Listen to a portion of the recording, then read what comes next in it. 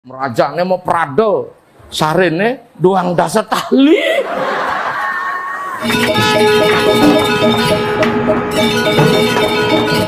Pemirsa, pada suatu hari ketika saya memberikan materi tentang sasana kepemangkuan di sebuah peseraman di Denpasar, ada seorang peserta khusus pemangku bertanya, apakah seorang pemangku itu harus dikasih honorarium, atau dalam bahasa Balinya disebut sesari? Saya menjawab, pada dasarnya seorang pemangku itu melakukan pelayanan umat tanpa pamrih.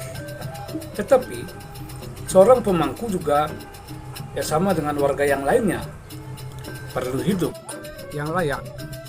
Dengan demikian kita melihat di dalam kehidupan masyarakat Bali, seorang pemangku masih tetap tidak meninggalkan pekerjaan pokoknya, seperti misalnya bertani, ada yang beternak, dan bahkan ada yang menjadi tukang bangunan. Untuk menjadi seorang pemangku, rupanya susah-susah gampang. Belajar menjadi seorang pemangku itu memerlukan proses yang panjang, memerlukan waktu yang lama. Nah, sekarang ini banyak sekali gereja-gereja atau peseraman yang menggelar kursus kepemangkuan.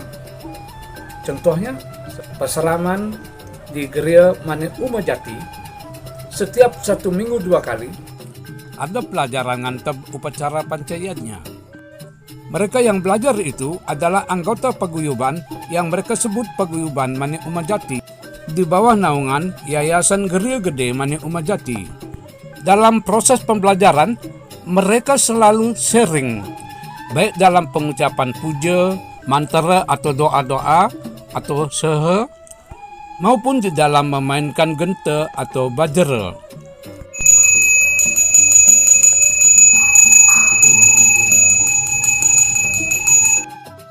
Jika ada sesuatu yang meragukan atau hal-hal yang lain yang perlu diketahui, maka ide Pendeta Empu Nabe Yogiswara sebagai guru utama akan memberikan wejangan. Spirit inilah yang kita lakukan dengan melakukan satu ritual. Dengan demikian, pembelajaran tidak hanya teori, juga praktek langsung di lapangan. Ide Pendeta Empu yang tinggal di Pamogan dan Pasar Selatan itu juga acap kali mengajak para pemangku di dalam melakukan upacara pancayatnya. Bagi pemangku yang sudah memenuhi syarat, melakukan pewintenan khusus yang langsung dilakukan oleh Pendeta Empu Nabe Yogiswara. Seorang pemangku atau pinandita supaya memiliki kualitas yang bisa diandalkan untuk melayani umat memerlukan proses yang panjang. Nah, lalu bagaimana halnya tentang sesari atau honorarium seorang pemangku? Sebelum saya memaparkan secara filosofis, mari kita simak video ide Pendeta Empu Jaya Acarayananda berikut ini. Kira-kira di sini berapa dapat sesari mangku? Berapa go? Berapa? Waduh, nasibku kasihan jadi mangku. Tangkepin ya nama satu ya, tolong tambah haji 100 nih. Ya, saya ingin gini, bas karuan rumah luang-luang mau pagah stainless steel pagah. Merajane mau Prado, sarene doang dasa tahli. Jadi kita lihat ide Pendeta Empu secara guyon, berseloroh, beliau memang banyak memberikan pencerahan kepada kita. Nah, saya ingin mengemukakan secara filosofis mengapa pemangku itu harus dikasih honorarium, harus dikasih sesari. Ceritanya seperti ini. Pada suatu hari, Pandawa menggelar sebuah upacara yadnya. Atas petunjuk Sri Krishna, Pandawa disarankan memohon kepada seorang pandita keturunan Sudra. Pandita tersebut bersemayam nun jauh di lereng pegunungan. Singkat cerita, pandita tersebut berkenan memuput upacara yadnya yang digelar oleh Pandawa. Upacara dipandang sukses jika ada hujan bunga dan kidung suci dari angkasa. Setelah upacara berlangsung sekian lama, hujan bunga dan kidung suci tidak kunjung datang. Atas pertanyaan Yudhistira, Sri Krishna mengatakan mungkin ada perlakuan yang kurang baik terhadap pandita. Dyah Drupadi pun mengaku sempat menertawai dalam hati ketika pandita itu menerima suguhan.